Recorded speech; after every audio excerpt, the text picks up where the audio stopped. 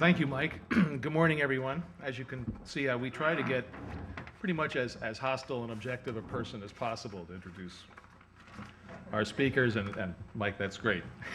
Sincerely, thank you very much. I'm going to be more looking at symptoms in what I do today rather than cures as a way to set the perspective for our discussion today. This is, of course, the title of our gathering is the Upstate Jobs Crisis. A few weeks ago, Governor Cuomo actually posed this question. He was having a press conference to release his plan for casino gambling on a regional basis in upstate New York. And in discussing the prospects for passage of a casino gambling amendment and statutory implementation of it, and whether the legislature would understand the need for this, he posed this question: how many times can we give the speech or write the story of the decline of upstate New York? So in part today, my presentation is an answer, which is at least one more time. We have, by the way, this presentation will be available in a handout form as well. The recent economic data have continued to tell a story of a tale of two states, of a regional divergence between performance upstate and downstate in terms of employment, particularly private sector employment. When I talk about upstate today, by the way, and downstate, I'm defining downstate as basically the metropolitan commuter transportation district. And if you're not familiar with what that is the region that pays dedicated taxes into the MTA, and it consists of New York City, Nassau and Suffolk counties on Long Island, and the lower Hudson Valley, Westchester, Rockland, Putnam, Orange, and Dutchess. So for the sake of our discussion, downstate is that area, and upstate is the 50 counties north of the Dutchess and Orange County lines. Now, as the governor alluded to in his discussions which have been ongoing in recent weeks, the recent decline of upstate is not a new story, but actually it's been more pronounced somewhat in recent times. Let's review where we've come over the last 13 years. A lot of what I'm going to look at in this presentation start in the year 2000. 2000 was the peak of the expansion before the last expansion, so it's a decent starting point and it's a nice round number.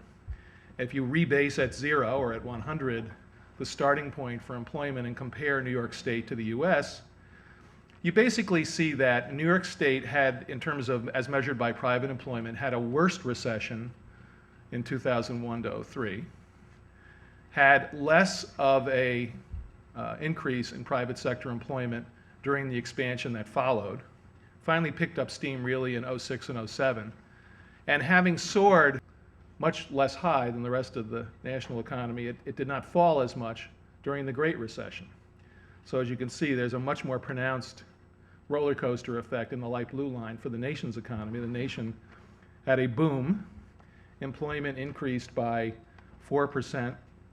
Actually, and from the depths of the recession, it increased 6%, which is by about 5 million jobs, I believe, during the course of the expansion, and then it crashed during the recession, as we all know. And so New York, having not lost as many jobs, recovered sooner, and is now back above its peak employment level. And as the Labor Department has been saying, private sector employment in the state in total is at an all-time high. This is the tale of two states that I was referring to. Upstate is the dark line, downstate is the pale blue line. And as you can see, upstate never really recovered from either of the last two recessions. In general, private sector employment in upstate New York is 2% below the level of 2000. In the last year, it's gone up 1%. And so this has been a very slow rate of recovery. At the current rate, it'll take 2 more years to get back to the level of the year 2000. And as you can see, the gap in performance has actually been widening during the recovery period. Here is a regional breakdown by metropolitan statistical area of the bigger number I showed you on the previous chart. And one thing that jumps out from this number, and from a lot of the different numbers you look at for upstate New York, is the pronounced weakness of a handful of areas in particular, starting with Binghamton. Binghamton has lost 11% of its private sector jobs since 2000. So during an era when net upstate lost 2% of its private sector base, Binghamton has lost over 11%. Elmira has lost nearly 8%. And the only statistical areas that really rival that are Kingston, which is just about the smallest area up here in the upper Hudson Valley, and Utica-Rome, which is also minus 11%. Now, Utica-Rome, there's an asterisk with this, and without getting into a boring Economics 101 discussion about statistics, the Bureau of Labor Statistics has chosen to assign to the government sector the jobs created at Indian casinos in the Utica-Rome region. And therefore, they don't show up as private employment, they show up as government employment. If you assumed the employees at the casino into the private sector, you would still have a not good-looking decline, but it would be less of a decline during this period. But still not a good number. Here's the change by sector since 2000, by employment sector. Upstate is the 3 columns to the left of the dividing line. Downstate's the 3 columns to the right. And as you can see, both parts of the state are losing manufacturing jobs, and we'll get into that in a little more detail in a moment. Upstate is, notably compared to downstate, is also losing both retail and wholesale trade jobs. Upstate's losing jobs, in fact, in every segment except education and health services, which has been the one growing area of the economy year in and year out, almost nationwide. It has picked up a small, very insignificant number of new jobs in professional and business services, which really is the key part of the most important part of growth downstate, and has added a net 1,000 jobs in the financial sector. And some leisure and hospitality jobs. This is 11% over 13 years. Again, barely a quarter of what we've seen in the downstate area, which is driven by the tourism in New York City. Now let's look in the recovery period. It's the recovery period in terms of the job troughs. They were slightly different times in the US and New York, but basically employment is a lagging indicator, as you know, and employment hit bottom a little past the end of the recession, generally dated to late 2009, 2010. So for purposes of this discussion, we're just starting the comparison spring of 2010 to 2013. If you look at that as the recovery period, which it basically is for the national economy and the state economy, the state has basically matched the national rate during the recovery period. Again, the statistics we often hear about New York performing much better since the recession began reflect the fact that the recession wasn't as severe here. But during the recovery, the state number as a whole is basically comparable to the federal number. But then again, there's our tale of 2 states again. Downstate has gained jobs at a rate of 7.3%. Upstate has gained jobs at a rate of just 2%. 1/3 the national rate. If downstate had matched the national rate, it would now have 90,000 more private sector jobs. Just in the last 3 years, if it had managed just to keep up with the national average recovery, it would have 90,000 more jobs. Here's a map courtesy of the State Department of Labor that is an easy sort of quick glimpse source of information on what the trends are. This is the year-to-year just for the last year. And it's handy in the sense that where the county is darkest, that's the least growth, or perhaps even a decline. Light color is good, dark is bad. And as you can see, the bad largely covers what we know of as the southern tier and the Finger Lakes region, with the exceptions of Ithaca, which is a very small market dominated by Cornell University, and Shenango County. And the rest of much of the southern tier in the Finger Lakes region is in decline during that period. And in general, upstate doesn't have that light shading you'd like to see. Now, this was the second part of the quote from the governor that I began with. He said this right after the statement I quoted earlier in my presentation at the same press conference. He said, "We're on the 3rd generation of people giving the speech and writing the story of upstate's decline." Now, a generation is generally defined as being 20 years. Actually, it may seem like it sometime, but actually it is not that old a story. It's interesting when you look at the numbers, actually relative to the rest of the state, compared to the rest of the state, and the blue line on this chart, this combination chart, is the percentage of total state employment that is in upstate New York, private sector employment. Relative to the rest of the state, upstate has been declining steadily for 19 years, which is just not quite one generation. And the decline has been more marked in the last decade and a half.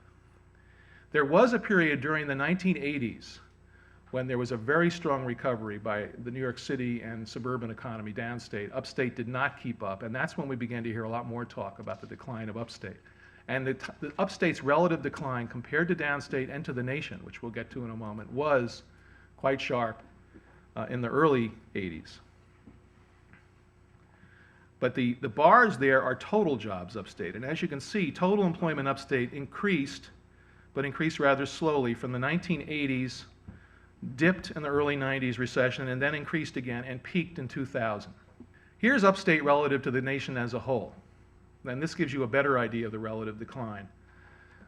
Basically, we were 3% of the nation's employment upstate in 1970. We're now about 2%. So basically, you've lost one-third of your, you've lost a one-third of that share, in effect. And most of that decline, almost all of that decline actually didn't happen evenly across that period. It happened in the 70s and the 90s, mainly.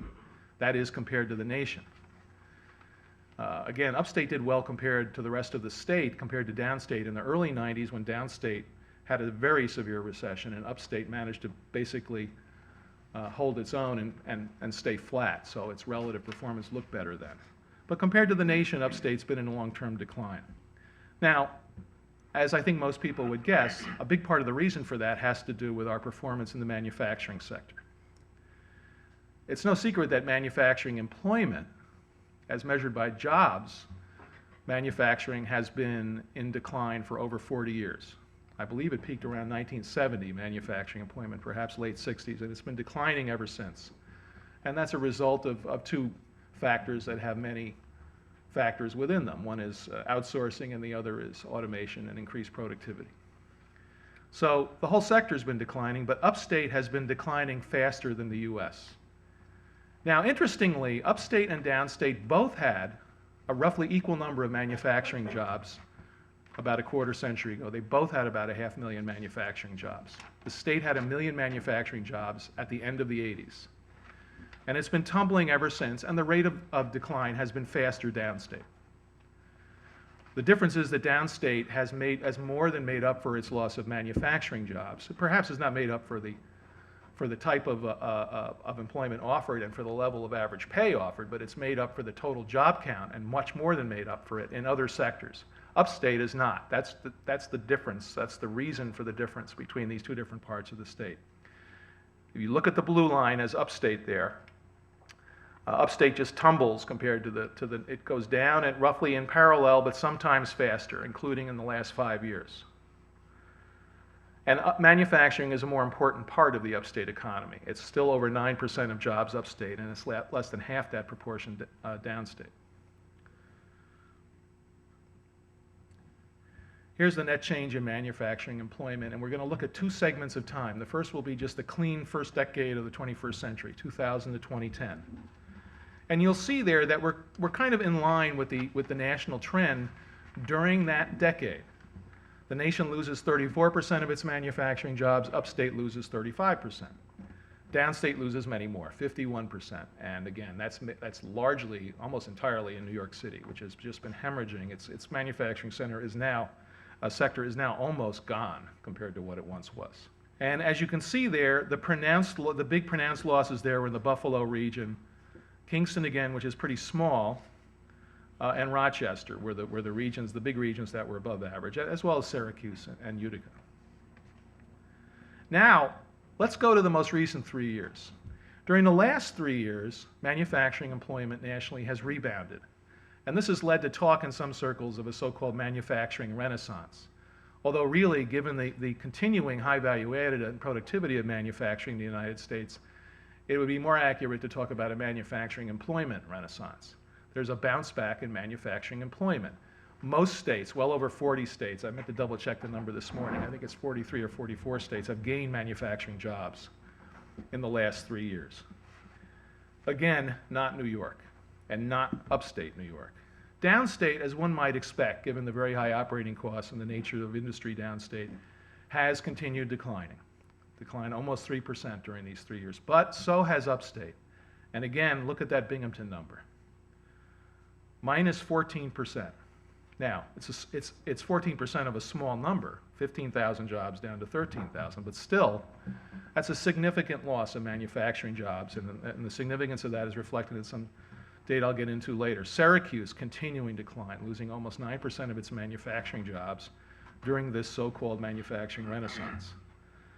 Elmira losing almost 9% of its manufacturing jobs during this so-called era of the manufacturing renaissance. Now, we don't know if this will be really sustained. It probably won't be in the long run, the renaissance, that is.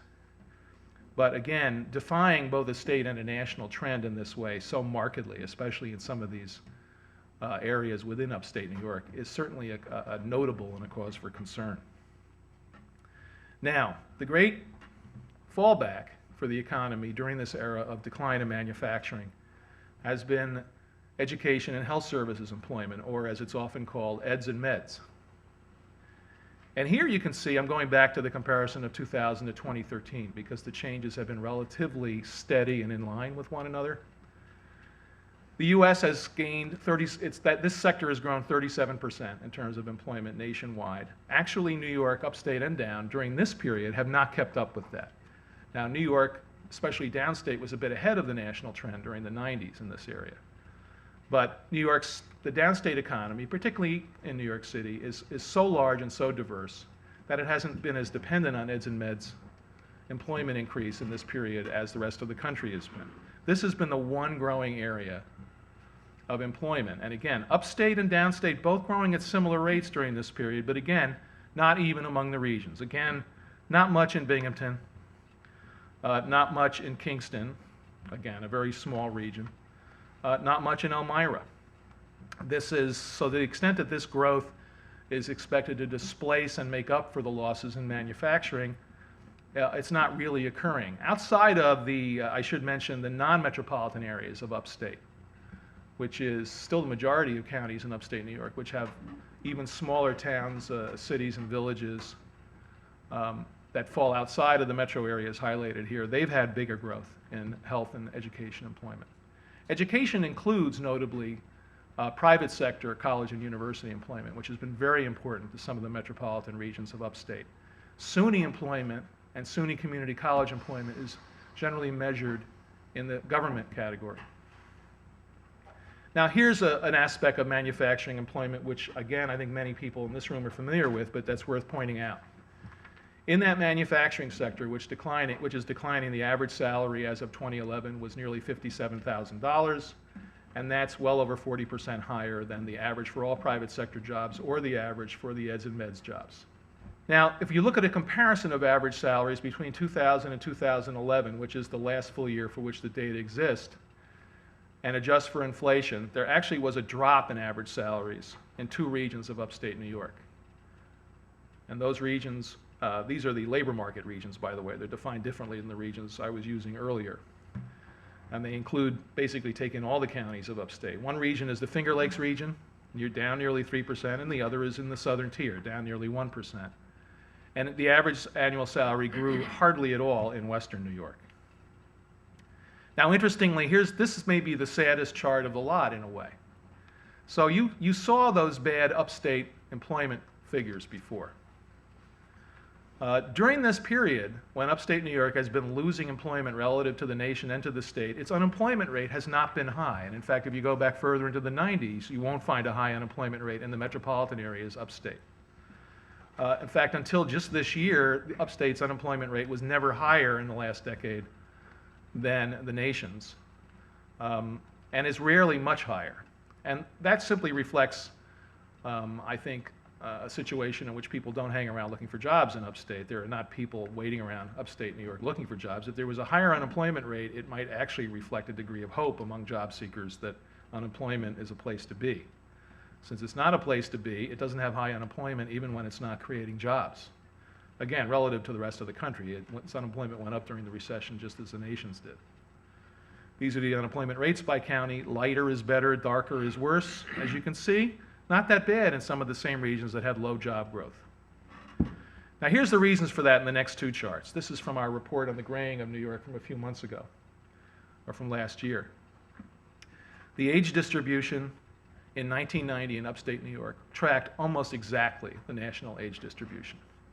The one difference there was that spike you see in late teens and young adults, which reflected the college-age population that comes to upstate New York. They're counted as resident in upstate New York when they're in college and university there. So again, you look at that, upstate looks a lot like the rest of the country, very much like the rest of the country, with some extra college-age students. So that's not a bad mix to have. Fast forward to 2010, and I've circled in red on here the two pieces of this to look at. By 2010, upstate has a dearth of children and a dearth of young adults compared to the rest of the country. You still have the spike in the college age, but you're losing them faster relative to the rest of the country. That's shown in this table too. The median age of New York's population increased faster than the median age of the nation's population. The nation got older during this 20-year period, but New York State aged faster and upstate aged faster still. In fact, it's crossed a rather important symbolic line. The median age in upstate New York as of 2010 was 40. Upstate might tell itself that 40 is the new 30, but it probably wouldn't work. So that's a cause for concern, and that creates sort of a negative feedback loop that's reflected in having relatively low, or at least not relatively high, unemployment rates, even while you're not creating jobs at much of a rate. So in sum, to go over what I just was talking about, private employment upstate peaked in 2000 and hasn't fully recovered from either of the last two recessions. The weakest parts of upstate New York, the weakest metropolitan areas in terms of jobs, are Binghamton, Elmira, and Utica, Rome. That weakness is also reflected in declines in real average private salaries in the southern tier and the Finger Lakes, and very, very weak change in western New York. The relative economic decline is strongly related to the manufacturing decline and the failure to offset and diversify and replace the loss of manufacturing jobs. And the lack of opportunity in upstate New York, again, is reflected in this negative feedback loop that produces a lack of population growth, and now, relative to the state and the nation, a dearth of young adults, which in turn is leading to a dearth of children. So these are all causes for concern. Clearly, something needs to happen upstate, needs to get better faster, and what that something could be and how we'll and what choices we have in a policy sense will be a big focus of the next part of our discussion. Thank you very much.